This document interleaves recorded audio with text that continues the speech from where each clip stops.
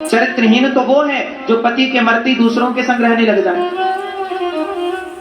और तीसरे के संग रहने लग जाए और तीसरा जाए तो चौथे के संग रहने लग जाए। चरित्रवान कौन है? जो एक के साथ रहे वो या 10 के साथ रहे वो? तो चरित्रवान कहां है? हमारे भारत में कितनी स्त्रियां ऐसी हैं जो शादी के बाद पति को स्पर्श तक नहीं किया, मंडप के नीचे केवल शादी हुई और शादी हुई और किसी कारणवश उसके पति की मृत्यु हो गई, उसकी विधवा रहकर जीवन गुजार दिया। हमारी मौसी हैं, वर्तमान में अभी हैं, उम्र होगी लगभग 80 के ऊपर। हमारी सगी मौसी हैं, हमारी मौसी हैं, सबसे बड़ी मौसी, बड़ी मौसी हैं। उनका विवाह हुआ था और पहले के जमाने में विवाह तो हो जाता था पर विदाई नहीं होती थी। विदाई, लड़की छोटी 8 साल में, 7-8 साल में हमारी मौसी का 8 साल या 12-13 साल में विवाह हो गया था, लगभग कुछ ऐसे ही था। और ससुराल वो नहीं गई थी क्योंकि ससुराल 2-3 साल बाद जाने की परंपरा थी उस टाइम पर। तो शादी हो गई थी पर ससुराल नहीं गई थी और कुछ समय बाद ससुराल से खबर आई कि आपके पति अब नहीं, मतलब हमारे मौसिया जी की मृत्यु हो गई। अभी ससुराल भी नहीं गई, विदाई नहीं हुई और पति की मृत्यु हो गई, विधवा हो गई। उनकी विधवा रह करके पूरी जिंदगी आज भी हमारी मौसी है, पवित्र है, भगवत चिंतन में रहती है, पूरा जीवन गुजार दिया, पूरे जवानी और पूरा बुढ़ापा गुजार दिया, अब तो अस्ताचल की ओर है।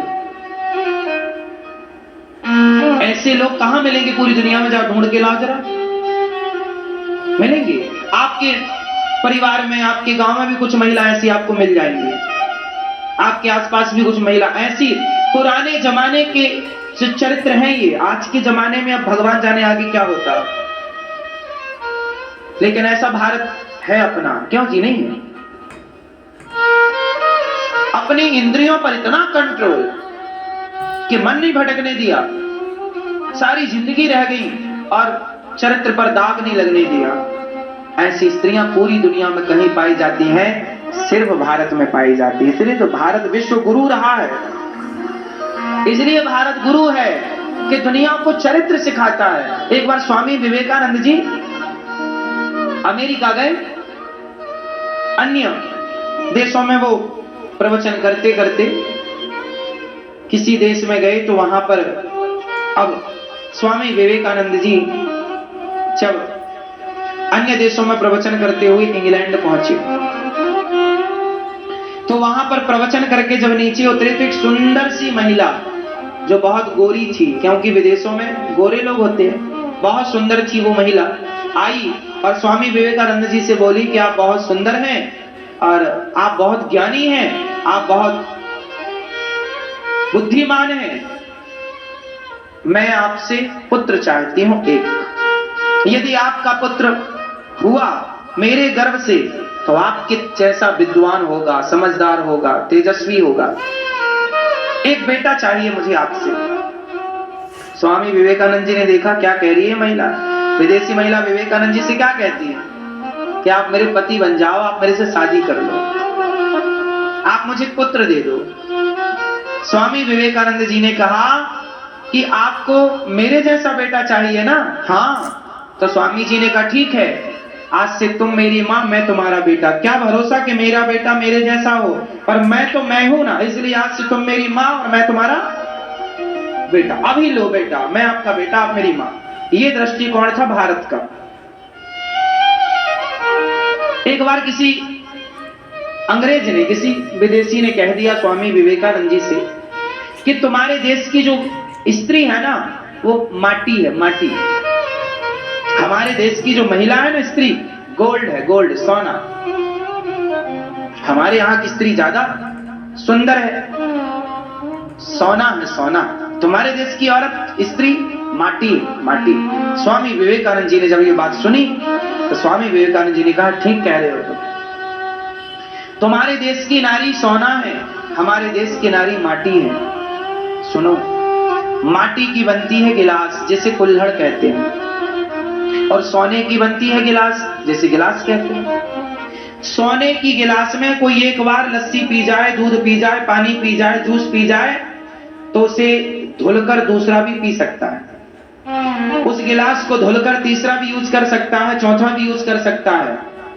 लेकिन जो मिट्टी का कुल्हड़ है ना, वो एक बार किसी के मुंह से लग जाए तो मिट्टी मिट्टी में मिल जाएगी, पर दूसरे के मुंह से नहीं लगेगी। ये भारत की नारी का चरित्र है कि वो एक बार किसी की हो जाती है, उसके बाद वो मर जाएगी, पर तो किसी और की नहीं हो सकती।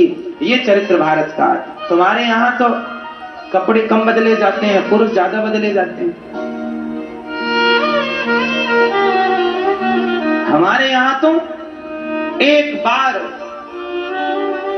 स्त्री जिसको अपना पति मान लेती है, जिसका वर्ण कर लेती है विधि विधान से, सारी जिंदगी उसी का ध्यान करती है, उसी के आश्रित रहती है, उसी की होकर रहती है। हमारे यहाँ स्त्रियां पुरुष नहीं बदलती इस तरह जैसे तुम्हारे यहाँ। इसलिए हमारे यहाँ विधवा होती हैं, आपके यहाँ नहीं होती, क्योंकि आपके यहाँ एक गया तो दूसरा जिंदाबाद है, दूसरा गया तीसरा जिंदाबाद है। हाँ क्या ना? तो भारत का जो चरित्र है ना, सबसे श्रेष्ठ भारत जैसा। अच्छा, इस दुनिया में भारत जैसा कौन है बताओ? पूरी दुनिया में भारत जैसा कौन है?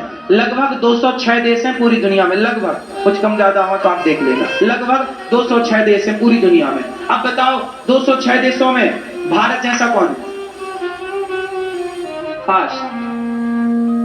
भारत जैसा सिर्फ भारत है। भारत जैसा सिर्फ भारत, भारत जैसा भी कोई नहीं हो सकता। अगल बगल भारत जैसी मानसिकता, भारत जैसी श्रेष्ठता, भारत जैसा श्रेष्ठ विचार, भारत जैसा श्रेष्ठ चरित्र पूरी दुनिया में किसी के पास नहीं है। चरित्रवान लोग पूरी दुनिया में ढूंढो, सिर्फ भारत में मिलेंगे आपको।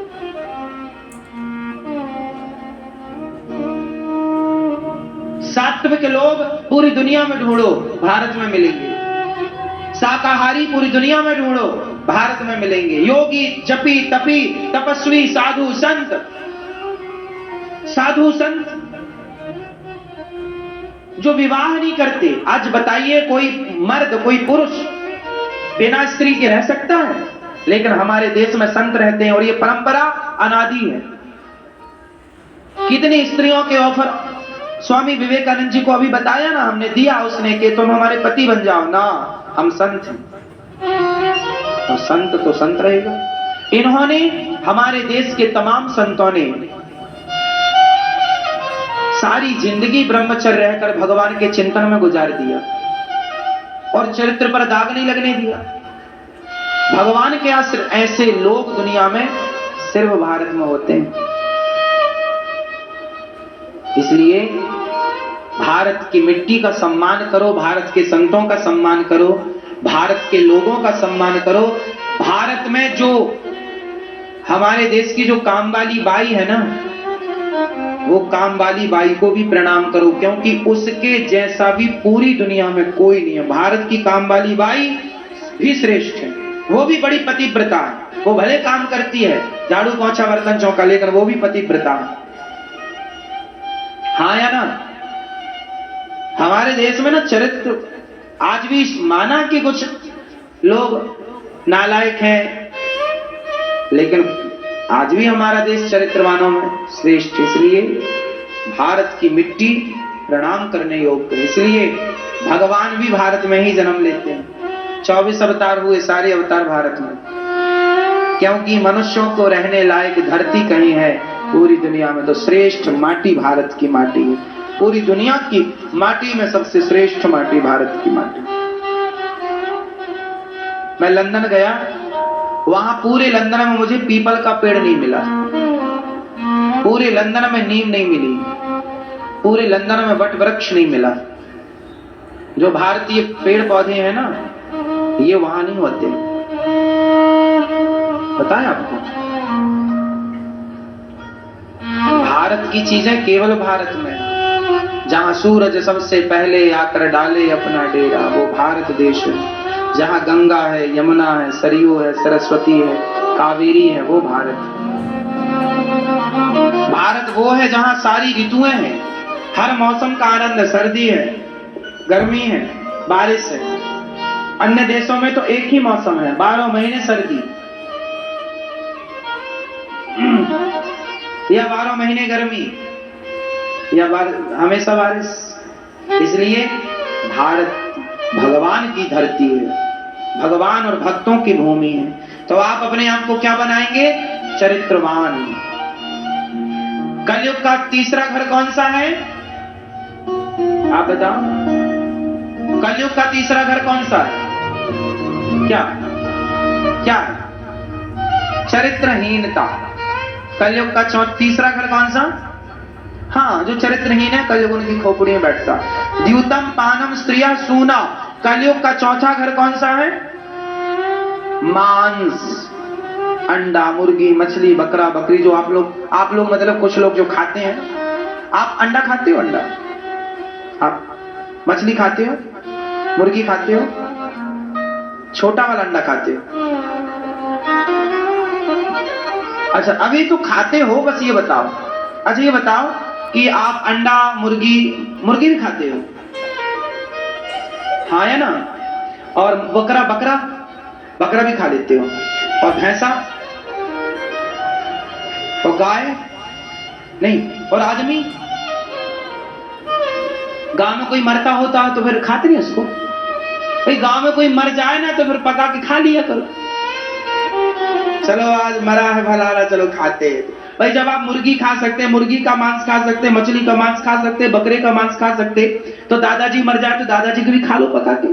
आज टांग खा लिए, कल उनका हाथ खा लिया, परसों उनका पेट खा लिया, परसों पीठ खा ली, फिर सिर खा लिया।